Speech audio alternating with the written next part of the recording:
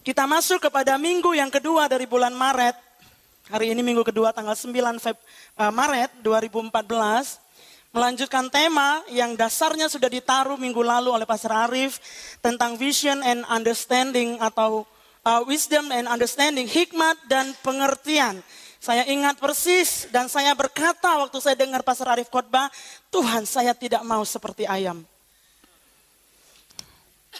Saya mau jadi Yohana yang Tuhan mau. Amin. Hidup bukan sekadar hidup, tapi hidup dengan visi, hidup dengan mimpi, hidup dengan pengertian yang begitu jelas, sehingga dari satu kehidupan dibawa kepada kehidupan yang lebih baik, lebih baik, lebih baik. Nah, Bapak Ibu Saudara yang terkasih di dalam Tuhan, bagian daripada wisdom, bagian daripada hikmat dan pengertian adalah begini Bapak Ibu. Kita tidak bisa menerima hikmat, kita tidak bisa menerima pengajaran dari firman Allah apabila kita suka berkata, biasanya saya begini kok, terus lu mau apa? Ya, itu yang tertera di dalam warta jemaat Bapak Ibu Saudara. Nah, Bapak Ibu Saudara, kebiasaan itu adalah akibat dari perilaku yang berulang-ulang yang disebabkan oleh cara berpikir yang dikendalikan oleh kepercayaan seseorang. Jadi ada kepercayaan, ada cara berpikir, dan itu yang membangun kebiasaan. Oke? Ada pola berpikir, ada kepercayaan, itu yang membangun satu perilaku, dan akhirnya itu dilakukan berulang-ulang, dan itu menjadi satu kebiasaan. Saya ambil contoh Bapak Saudara. Saya pernah berpikir, bahwa tadi pagi saya sharekan ini, saya perlu refreshing. Saya percaya, saya perlu refreshing. Dan salah satu refreshing yang saya harus lakukan adalah main Candy Crush. Yang main Candy Crush katakan amin. Saudara refreshing apa enggak main Candy Crush? Ya kan? Saya main Candy Crush Bapak Ibu. Bangun pagi main Candy Crush akhirnya. Kenapa? Karena saya percaya saya perlu refreshing. Lepas dari kebiasaan-kebiasaan yang saya lakukan, saya perlu refreshing. Akhirnya saya main Candy Crush. Lama-lama jadi kebablasan. Waktu baca firmannya berkurang, saat teduhnya jadi berkurang. Hidup saya jadi berantakan. Enak ya bahasanya ya.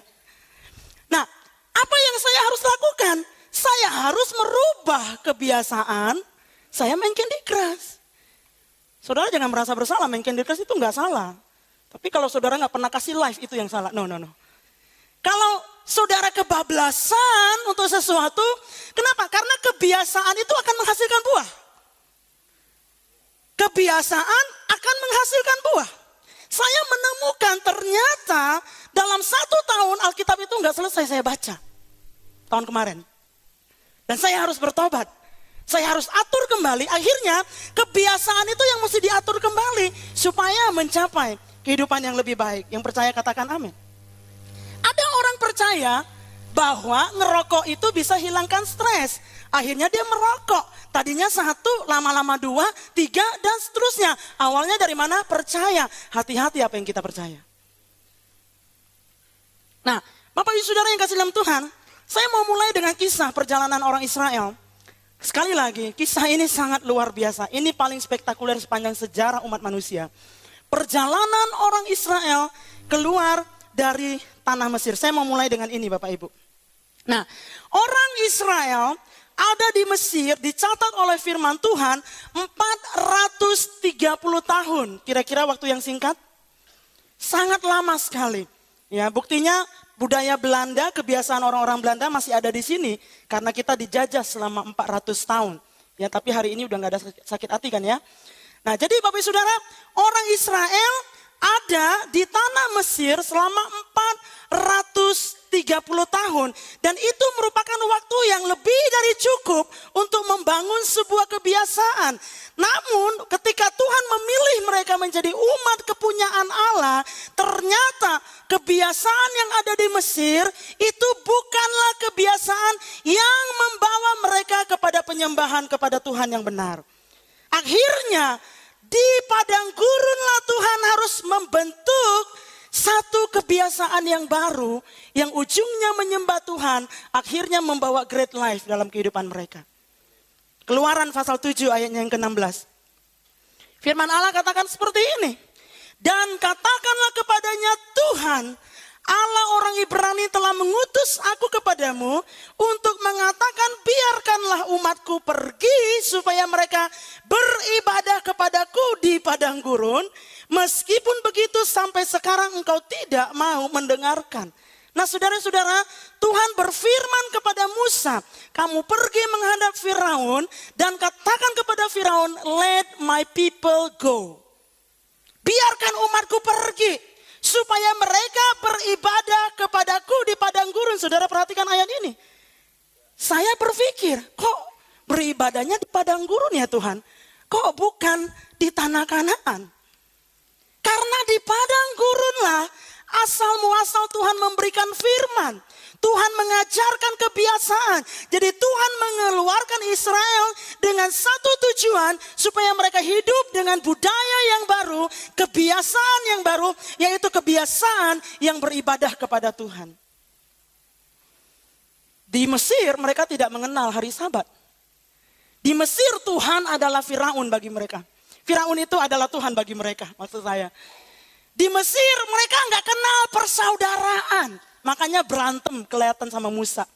Mereka tidak mengerti istri orang itu boleh jadi istri dia. Suami orang itu boleh jadi suami. Nggak ngerti. Makanya Tuhan harus bawa mereka ke padang gurun. Dan di padang gurunlah Tuhan kasih firman. Jangan ada padamu Allah lain di hadapanku. Jangan buat patung dan lain sebagainya. Hormatilah ayahmu dan ibumu. Bawalah seluruh korban persembahanmu. Dan juga hormatilah dan kuduskanlah hari Sabat. Mereka nggak punya hari Sabat di Mesir. Budak itu kerja 24 jam.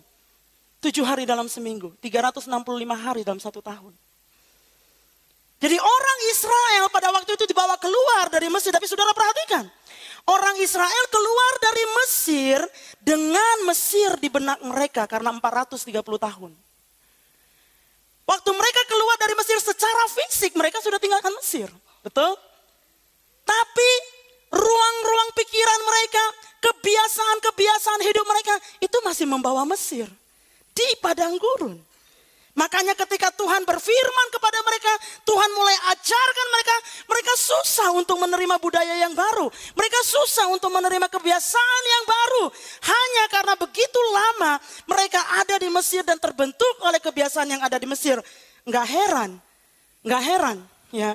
Ngomong-ngomong balik lagi ke Mesir. Biasanya di Mesir kami makan daging. Biasanya di Mesir begitu. Kok jadi begini? Nah Bapak Ibu Saudara, kalau kita perhatikan ketika Tuhan menebus dosa kita, kita percaya kepada Yesus Kristus, ada satu budaya, ada satu kebiasaan yang baru yang kita harus hidupi Bapak Ibu. Kenapa? Karena ujungnya itu akan membawa kita kepada kehidupan yang berkelimpahan. Orang susah berubah dan ngotot. Biasanya saya begitu mau apa? Satu kali saya menemukan di email ya waktu itu ya. Ada seorang office girl. Kami lihat dia, ya. Jadi kain kanebo yang dipakai untuk lap meja makan, satu kali dia pakai kain itu lap kloset. Si Email lihat waktu itu ya. Terus ngomong sama saya, nak, masa begitu nak? Saya ngomong sama orang ini, nggak boleh. Lap meja makan dipakai buat lap kloset, kenapa nggak makan aja sekalian di kloset?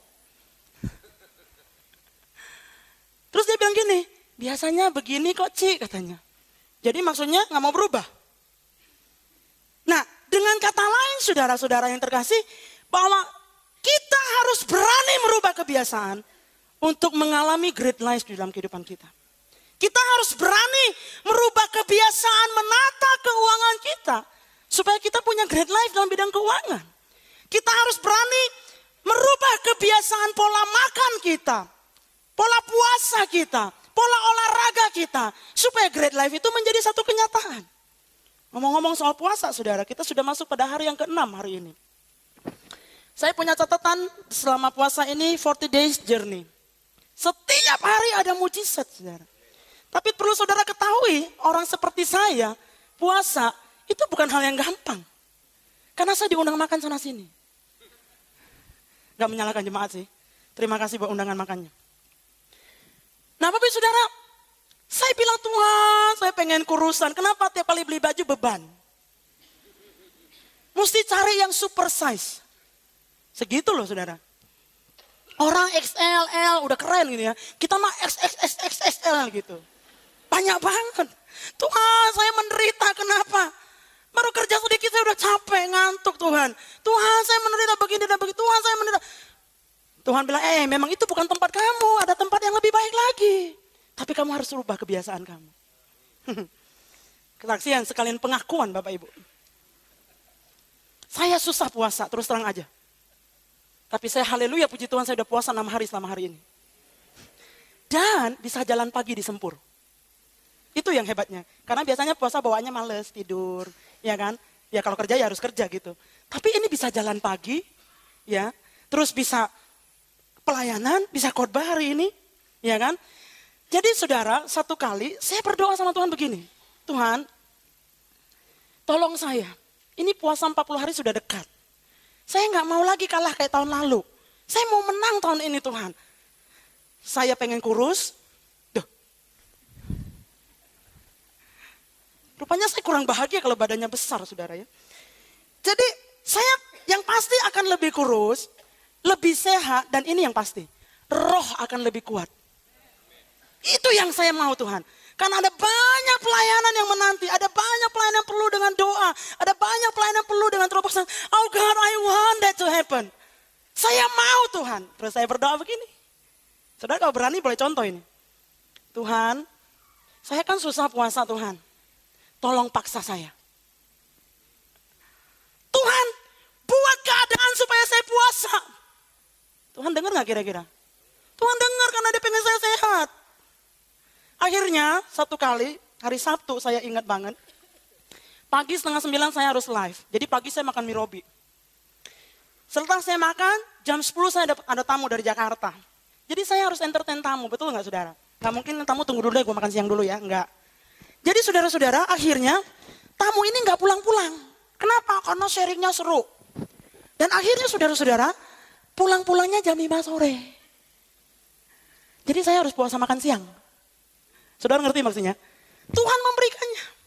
Tapi maksud saya adalah kita perlu berani merubah kebiasaan. Dan itu diteguhkan dengan begini Bapak Ibu. Saya nonton film, ya, dokumenter menayangkan sebuah kehidupan di Kenya, di negara Kenya. Ada kehidupan sekelompok peternak sapi, suku dari Somboku namanya. Dan saya lihat pola hidup mereka. Tinggal di padang gurun, susah air, apa yang mereka lakukan? Pagi hari mereka minum susu dari sapi-sapinya. Siang hari mereka pecut sapinya di bagian leher sini dan keluar darah yang begitu banyak. Akhirnya darah itu ditampung di kirbat, ya. Kemudian dikocok-kocok saudara. Dan mereka minum. Setiap hari mereka makan seperti itu. Saya sampai bilang Tuhan, aduh apakah saya mesti sampai keadaan begitu baru saya berpuasa? Enggak mau Tuhan. Akhirnya saya bertekad dan saya katakan Tuhan, saya mau puasa. 40 hari ini saya harus puasa. Suka tidak suka Yohana, lo mesti puasa. Karena Tuhan akan melakukan pekerjaan yang besar. Nah Bapak Ibu Saudara, dan saya bersyukur kepada Tuhan. Setiap hari ada mujizat. Mujizat yang terjadi Sabtu kemarin adalah begini. Waktu saya mendapat kabar pelayanan kita yang di Sangatta, bahwa udah habis masa kontrakannya, ya. Artinya kita mesti cari tempat yang baru, itu jadi beban saudara. Dan saya berdoa Tuhan tolong ini pekerjaanmu. Sabtu pagi saya dapat kabar, orang yang beli tempat itu bersedia tempatnya dikontrakan lagi. Wow, itu pembelaan Tuhan yang sangat luar biasa saudara. Nah, jadi ada keberanian gak pada diri kita yang kita harus buat satu perubahan dalam satu kebiasaan. Entah itu tentang keuangan, entah itu tentang keluarga, entah itu dalam hal berelasi, entah itu bersangkut paut dengan karakter. Berani gak kita melakukan satu perubahan? Karena ada kehidupan yang lebih baik, yaitu great life menanti kita. Nah Salomo menulis begini Bapak Ibu Saudara. Bahwa kunci untuk mengalami sebuah perubahan dalam kehidupan kita. Kunci untuk merubah kebiasaan itu adalah punya teachable spirit. Atau roh yang mudah untuk diajar. Ini kuncinya. Kalau kita nggak punya roh yang mudah untuk dikasih tahu, roh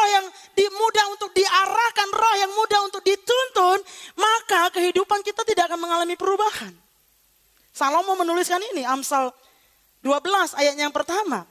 Siapa mencintai didikan, mencintai pengetahuan. Tetapi siapa membenci teguran adalah dungu. Saudara bayangkan, seorang Salomo. Waktu dia diangkat menjadi raja, Tuhan bertanya kepada Salomo, apa yang kamu mau? Salomo gak minta harta, Salomo gak minta tahta, Salomo tidak minta yang lain yang ada di dalam dunia ini. Tapi dia bilang, aku minta hikmat ya Tuhan. Jadi Tuhan bilang, karena kamu gak minta harta, tapi kamu minta hikmat, aku kasih semuanya kepadamu. Karena kamu tidak minta istana, tapi kamu minta hikmat, aku akan kasih istana kepadamu. Nah Bapak Saudara, jadi hikmat merupakan kunci. Hikmat merupakan, wisdom is everything. Kalau kita punya hikmat, kita akan mempunyai semuanya. Amin. Kalau kita punya hikmat dari Tuhan, maka apa saja kita akan punya. Nah saudaraku, Matius pasal 5 ayatnya yang ke-5. Saudara jangan terganggu. Berbahagialah orang yang lemah lembut, karena mereka akan memiliki bumi. Nah untuk memiliki hikmat, kita perlu jadi lemah lembut. Tapi bukan jadi bengse, bukan. Punya hati yang lemah lembut, yang gampang dibentuk, yang gampang diajar. Mengapa Bapak Ibu? Karena kalau kita punya roh lemah lembut, roh yang mudah diajar, maka kita akan belajar terus. Saudara boleh gagal satu kali, tapi saudara belajar dari orang yang lebih pintar dari saudara, maka kehidupan saudara akan terangkat. Saya mungkin gagal dalam khotbah-khotbah saya kemarin, tapi saya perlu belajar. Saya sangat melihat khotbah Pastor Arif luar biasa. Saya suka dengan khotbah Pastor Mami Daudi. Saya suka dengan khotbah beberapa orang. Saya terus cari di internet. Jadi kalau kita belajar, kalau kita punya roh yang lemah lembut, pada akhirnya kita akan menguasai bumi. Dari mana? Roh yang lemah lembut. Saudara tahu kejatuhan besar di dalam dunia ini ada pada mereka yang punya karunia tapi tidak teachable. Tapi keberhasilan besar di dalam bumi ini, orang-orang yang hebat di dalam dunia ini, mereka berhasil. Mereka nggak punya karunia banyak, tapi mereka teachable. Kenapa Bapak Ibu Saudara? Karena semua orang terlahir di dalam dunia ini dengan gift, dengan karunia, dengan talenta. Tapi tidak di antara kita satupun yang lahir dalam dunia ini langsung tahu segala-galanya. Tahu tentang bisnis, tahu tentang teknis, tahu tentang segala macam. Kita lahir dengan karunia, tapi kita tidak lahir dengan pengetahuan. Kita tidak lahir dengan hikmat. Itu perlu belajar.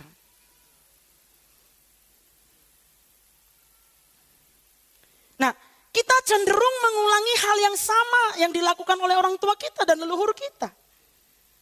Tapi ketahuilah kita bahwa sebenarnya kita bisa memulai satu kebiasaan yang baru karena ini pilihan kita. Tidak perlu mengulangi kesalahan orang tua di masa lalu. Kebiasaan orang tua pukul istri, ya kan? Terus jangan pukul istri, nggak boleh. Biasanya juga begini, di rumah begini soalnya. Kurang ajar sama orang tua, serakah, marah. Biasanya juga begini karena apa? Kecenderungan kita contoh apa yang ada di rumah. Somehow and somewhere kita adopsi kebiasaan di dalam keluarga kita melalui orang tua kita. Oleh sebab itu Bapak Saudara, kita perlu punya roh yang lemah lembut di segala aspek kehidupan kita. Ada orang-orang mudah diajarkan soal pelayanan. Kamu kan pelayanan, nyanyi yang benar dong, begini, kalau jadi anggota kur gak boleh begini, mesti begini nyanyinya. Oke Bu, gak apa-apa Bu. Ngomong sama Bu Femi. Bu Femi bilang begini, Bu, kemarin saya dapat kabar, ibu bapak berantem ya di rumah. Jangan urusin keluarga saya. Pelayanan, bagus. Ya kan? Diajar tentang pelayanan, oke saja. Tapi giliran, karakternya dirubah dong. Jangan suka minjem-minjem. Jangan suka ngambil-ngambil yang bukan punya milik sendiri. Jangan atur saya. Biasanya saya juga begini. Saudara ngerti maksudnya? Firman Allah mengatakan kita perlu menjadi teachable. Itu dalam segala aspek kehidupan kita. Kalau kita menjadi seorang yang sangat teachable di dalam pelayanan, soal keluarga juga. Soal keuangan juga. Soal usaha juga. Saya melihat dan sangat menyedihkan sekali. Ada banyak orang gagal dalam usaha bisnisnya, tapi nggak mau belajar dari orang yang lebih bisa. Saudara, mari punya hati yang lemah lembut. Amin. Jangan selalu bilang biasanya juga begini. Enggak. Tuhan mau kita melakukan sesuatu yang baru. Di dalam keluarganya, di dalam kerajaannya. Karena dia punya sesuatu yang dahsyat bagi kehidupan kita. Amin Bapak Ibu Saudara. Ungkapan biasanya begitu sering kali diungkapkan oleh orang yang tidak mau berubah sebenarnya. Jadi begini saudara, waktu dikonfrontir, kamu kok begini sih? Enggak, biasanya juga begini. Itu ciri-ciri orang yang tidak mau berubah. Nah, ciri-ciri orang yang tidak mau berubah itu karena untouchable spirit yang ada di dalamnya. Roh yang tidak lemah lembut. Ada ciri-cirinya di dalam Bapak Ibu Saudara. Yang pertama, ciri-ciri dari untouchable spirit adalah berargumentasi dan bela diri. Ini mengerikan. Saya berdoa Tuhan ini jangan ada pada diri saya. Jangan ada pada diri kita semua orang-orang percaya. Waktu Pastor Arif pernah menegur saya karena saya buat kesalahan. Pastor Arif pernah bilang gini, "Nak, kamu tuh gak boleh ngomong kayak gitu, itu gak benar. Orangnya gak ngaku kok."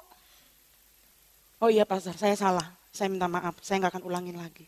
Atau saya bilang begini, "Pastor, yang lain juga pada ngomongin, benar Pastor."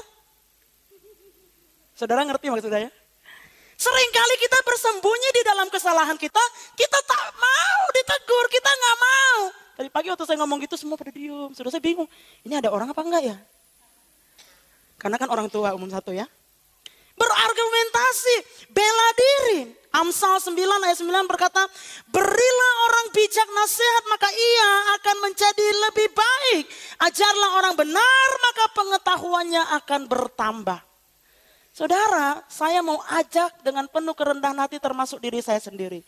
Kalau kita salah, terus kita dikonfrontasi, kamu pakai duit sembarangan ya? Ngaku aja. Kalau enggak ada pengakuan tidak pernah ada perubahan. Saya pernah telepon seseorang, saya tanya, "Kira-kira yang kamu lakukan ini salah enggak ngancem-ngancem orang tua?" "Enggak," katanya. Begitu dia bilang enggak, saya enggak usah ngomong lagi, langsung saya matiin aja teleponnya. Percuma. Kalau kita tidak mengaku salah, kalau kita tidak mengaku, oke, saya perlu berubah yang bagian ini. Udah ketahuan gak mau ngaku lagi saudara. Bela diri. Nah, cara kita merespon terhadap koreksi dan kritik menunjukkan apakah kita ini mudah diajar apa enggak. Itu ciri-ciri yang pertama. Ciri-ciri yang kedua adalah transfer kesalahan. Kalau transfer uang lain cerita saudara. Transfernya kesalahan. Istri nunjuk suami, suami nunjuk istri. Ini udah kayak Adam dan Hawa aja di Taman Eden. Ya kan? Waktu Tuhan bicara kepada Adam, "Apakah engkau makan buah?" Apa kata Adam? "Itu Tuhan, perempuan yang kau tempatin. Makanya Tuhan, mendingan jangan kasih perempuan," katanya. Bahasa saya. "Itu Tuhan yang itu Tuhan, dia yang salah, dia yang salah, dia yang salah." Nah, ada banyak orang melemparkan kesalahan kepada keluarga. Gara-gara keluarga saya jadi seperti ini. Gara-gara papa mama saya jadi seperti ini. Gara-gara saudara-saudara saya makanya saya jadi seperti ini, saudara. Kejatuhan itu pilihan, mau jatuh apa enggak. Berubah itu pilihan. Dosa itu pilihan, dengarkan. Tidak ada yang goda saudara, kalau saudara gak mau nurut. Jangan bilang perempuan itu tuh godain saya tuh. Di depan saya main garut-garut sini, buka-buka sedikit. Makanya saya jatuh, Pastor. Gregetan deh saudara. Saya jadi gregetan. Duh kok gak berubah-berubah begitu. Dia yang goda saya, gak ada saudara. Percayalah sama firman Tuhan. Dosa itu pilihan.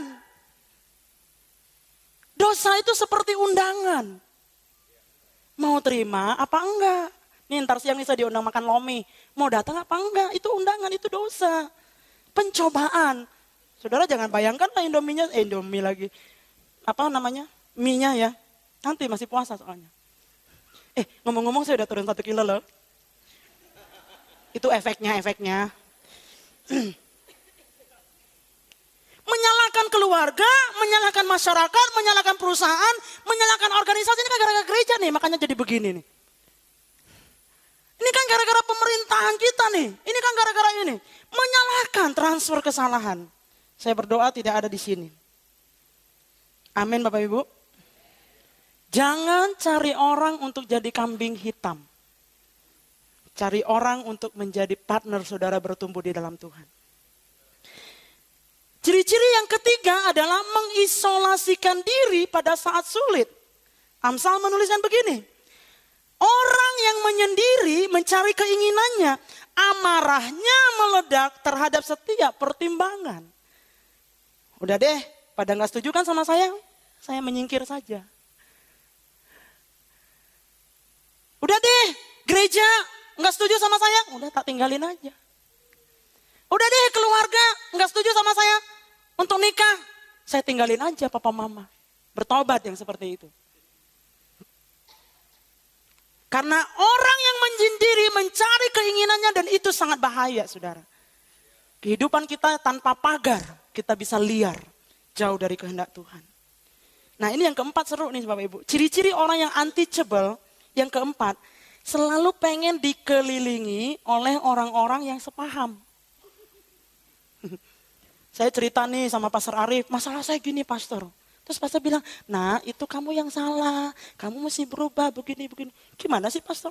Kayaknya enakan sama Pastor Elisa. Saya cari Pastor Elisa, supaya dia setuju sama saya. Oh rupanya Pastor Elisa gak setuju juga. Wah saya mesti ngomong sama siapa? Tante Elia nih kayaknya cocok. Pasti dia seorang ibu, dia mengerti saya. Saudara ngerti maksud saya? Konselingnya pindah-pindah. Kenapa? Cari pembenaran diri. Akhirnya bilang begini, saya gak mau lagi konseling sama pendeta Yohana. Gak ngerti saya. Loh gimana gak ngerti? Udah ngerti saudara, kitanya yang gak mau berubah, itu saja kuncinya.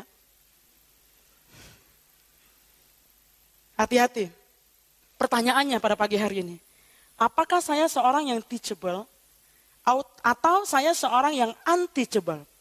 Saya seorang yang mudah diajar atau saya orang yang susah diajar? Kenapa? Karena saya seperti ular. Saya bisa ngumpet sana kesalahan saya, ngumpet sini nggak ada yang lihat. Wah kalau sini ketahuan pindah lagi ke sini. Begitu saudara kehidupannya. Percayalah kehidupan yang seperti itu tidak pernah akan mengalami great life. Kenapa? Karena tidak ada perubahan. Tidak ada wisdom, tidak ada hikmat. Kembali lagi kepada lubang yang sama jatuhnya. Jatuh lagi dan berturut-turut. Pertanyaannya saudara, kapan kita mesti berubah? Saudaraku, saya suka dengan cerita ini waktu saya baca. Kisah tentang tulah katak. Saya pernah sampaikan ini. Saya ulangi lagi karena firman Tuhan selalu baru ya. Kisah tentang tulah katak. Ketika Firaun mengeraskan hatinya untuk membiarkan orang Israel pergi, Tuhan kirim tulah satu persatu. Dan salah satu tulah yang Tuhan kirim adalah katak. Dan saudara baca di dalam ayat-ayat di dalam firman Allah dikatakan katak ada di mana-mana. Di kamar tidur, di tempat tidur, saudara bayangin gak? Ada yang mau tidur sama katak? Nggak ada ya. Kita pasti geli, jijik gitu, pengen cepet-cepet. Tadi pagi saya bilang kalau Tante Siska Bustami, cecak aja yang sekecil gitu, di kamar dia itu mesti dapat. Dengan semprot baygon lah, dengan apalah, geli banget saudara. Saya pernah di Kalimantan saudara, tidur karena itu di Kasongan rumahnya masih baru. Bangun pagi melek, saudara tahu apa yang ada di atas saya pas di siling itu? Laba-laba segede gini saudara. Itu kalau jatuh nemplok begitu saudara. Untungnya Tuhan perintahkan dia tetap ada di situ. Nah jadi saudara, kemudian Firaun tahu kalau Musa itu bisa ngusir kata-kata itu. Terus Firaun bilang sama Musa, suruh kata-kata ini pergi, aku udah capek mau istirahat. Pergi Musa, ini gak nyaman, ini gak enak tempatnya. Nah ini ayatnya saudara. Kata Musa kepada Firaun, silahkan Tuanku katakan kepadaku, bila aku akan berdoa untukmu. Untuk pegawaimu dan rakyatmu supaya kata-kata itu dilenyapkan daripadamu dan dari rumah-rumahmu dan hanya tinggal di sungai Nil. Saudara lihat jawabnya Firaun. Apa katanya? Besok. Udah besok aja deh. Padahal gak enak. Bayangkan hidup kita saudara. Ini teh kegemukan gak enak. ini tuh sakit gak enak. Ini kejepit terus dalam hal keuangan gak enak. Kapan mau rubah kebiasaan pakai uangnya? Kapan mau merubah kebiasaan gak pernah kembaliin perpuluhannya? Kapan? Udah deh besok aja. Besok tunggu lagi besok. Besok tunggu lagi besok. Akhirnya kebiasaan yang sama dihidupi dan menuai buah yang sama. Kalau saudara tahu kehidupan saya di tempat ini, di titik sekarang ini kayaknya bisa lebih baik. Keuangan saya bisa lebih baik. Pekerjaan saya bisa lebih baik. Karakter saya bisa lebih baik. Apapun yang kita lakukan, kehidupan kita bisa lebih baik. Jangan seperti Firaun tunggu besok. Tapi katakan hari ini Tuhan, aku mau berubah. Amin Bapak Ibu. Itu sebabnya Yesus memanggil kita untuk menjadi murid, saudara. Saudara perhatikan. Murid-murid Tuhan Yesus, saya mau tutup dengan cerita ini. Kejadiannya adalah mereka sudah cari ikan sepanjang malam. Sepanjang malam jaringnya nol, gak ada ikan. Tapi waktu dia bertemu dengan Tuhan Yesus bilang, yuk kita pergi lagi. Kita jaring lagi ikan, tebarkan jalamu. Tebarkan jalamu, kata Yesus. Murid-murid bilang apa? Tuhan, sudah sepanjang malam ini, kemarin kami sudah tebarkan jala, hasilnya nol. Biasanya Tuhan, kalau udah sepanjang malam kemarin itu tidak ada hasil, sekarang pun kalau tebar jala nggak ada hasil Tuhan.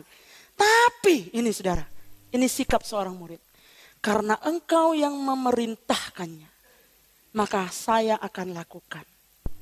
Kalau saudara dengar firman Allah, ada nilai yang baru, ada budaya yang baru, ada kebiasaan yang baru yang kita perlu bangun. Jangan bilang, biasanya begini Tuhan kalau cara saya. Enggak. Walaupun kami punya kebiasaan, tapi ini ada cara Tuhan yang baru. Karena engkau yang memerintahkannya, aku akan melakukannya. Amin Bapak Ibu. Mari bangkit berdiri bersama-sama.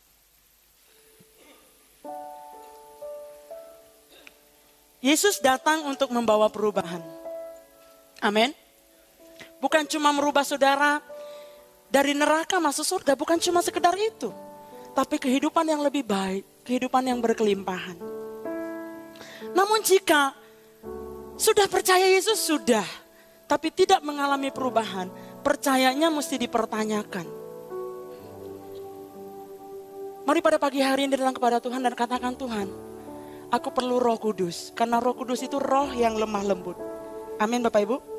Roh Kudus itu roh yang lemah lembut. Dan dia akan menolong kita untuk bisa belajar mengasihi. Dia akan menolong kita untuk bisa belajar mengampuni supaya keluarga kita mengalami great life. Dia akan menolong kita dalam setiap ilmu yang kita butuhkan dalam pekerjaan kita. Karena dia roh Allah yang maha tahu. Mari datang kepada Tuhan. Minta kepada Allah Roh Kudus, ubah hatiku Tuhan. Ubah hatiku Tuhan. Aku mau menjadi seperti-Mu Tuhan. Karena itu yang Engkau mau. Karena aku tidak mungkin bisa mengalami perubahan di dalam kehidupanku tanpa memiliki roh yang lemah lembut untuk diajar. Roh yang lemah lembut yang mau menerima hikmat dari Tuhan.